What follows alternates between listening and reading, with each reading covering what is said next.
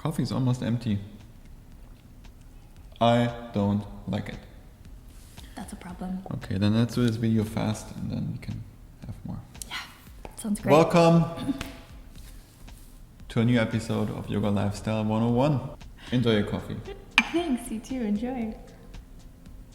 In today's episode of Yoga Lifestyle 101, we're going to be talking about how to properly recover. Basically, what to do for your body to recover from yoga practice, drills, any kind of workout that you do, jiu-jitsu or gym or whatever it is. It really applies to everything you can do physically, and then how to recover your body. Let's put 2 minutes on the clock.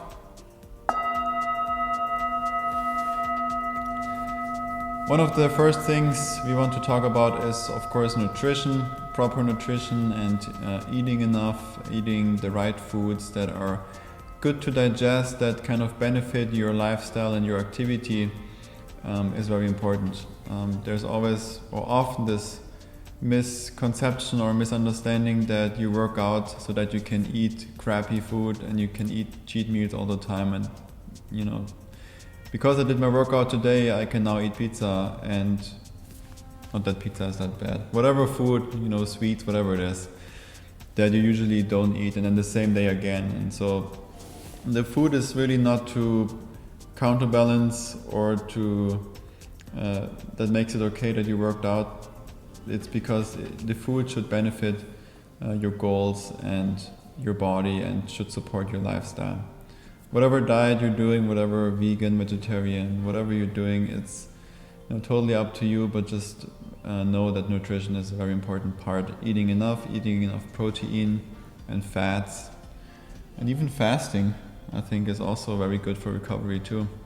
The cells, everything can heal during longer fasts, but again, fasting will be another video, probably not 2 minutes. No, that'll be a 45 minute. A lot to explain with fasting. Yeah. So it definitely starts with nutrition. But past that, let's say you've already worked out, your muscles are sore.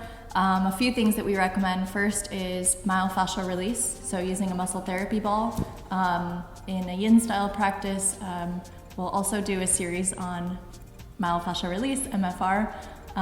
But basically you can take a tennis ball or a lacrosse ball and just roll it around on your body. So it's similar to foam rolling, but it's just with a smaller tool. Taking salt baths or Epsom salt baths, which have magnesium and sulfate in it, and that really helps with muscle recovery and muscle soreness. Or hot tub, Yeah. if you have the chance to go to a hot tub. That's really good too, after working out in the evening or before going to bed. Depending where you live, you might also have spas with those like thermal, like water spa places. That water might have some healing properties too, and it's good to go. It's kind of like a sauna and spa and hot tub mix. They usually have all of those things there. It's really good to go to. I used to go in Germany once a month because it's just right around the corner.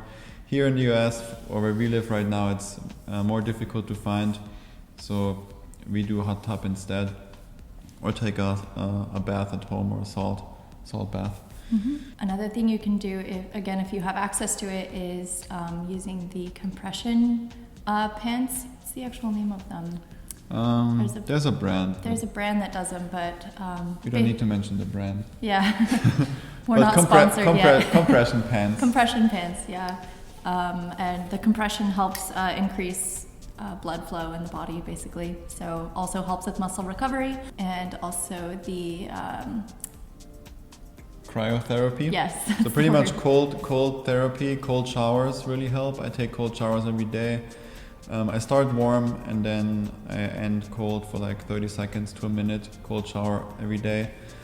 I'm only at 10 seconds, so yeah, that's fine. It'll build up. Again, depends where you live. The water here in California is not as cold. When I go back to Germany or when we go travel to Europe, they're cold. If you turn it on cold, it's really cold. And so what cryotech is the other thing. Cryotherapy, I don't know what the name is of the brand, but there's those machines, pretty much like you stand in it, and then it cools down. It goes down to 300 Fahrenheit. 200 more or less, depends, there are certain levels. But it's very different than a cold shower because, of course, it's still cold, but it's dry cold. So it's very different than like shower.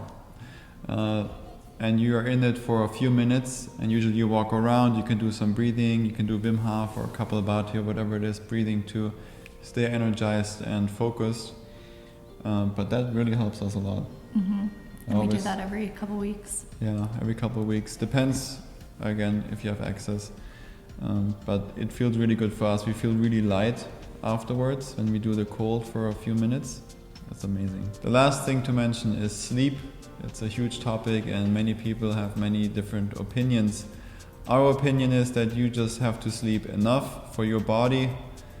You don't want to throw any number out that of an amount that you should sleep. It just needs to feel right for you. Very important to mention though is to sleep in a multiple of 90 minutes, because one sleep cycle, as we figured out for ourselves and also read about it, one sleep cycle, a full cycle with all the different phases and stages, is 90 minutes.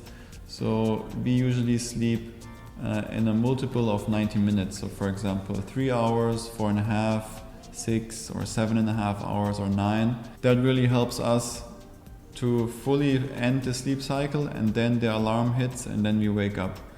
If you, for example, set your alarm for 8 hours, very common time to sleep 8 hours, it somehow doesn't make sense because it's right in between two sleep cycles, so that number doesn't make sense and also doesn't work for us. For example, 6 or 7.5 is a lot better as a multiple of 90. So try that out. It's a small tip, made a huge difference in our life to sleep a multiple of 90 minutes.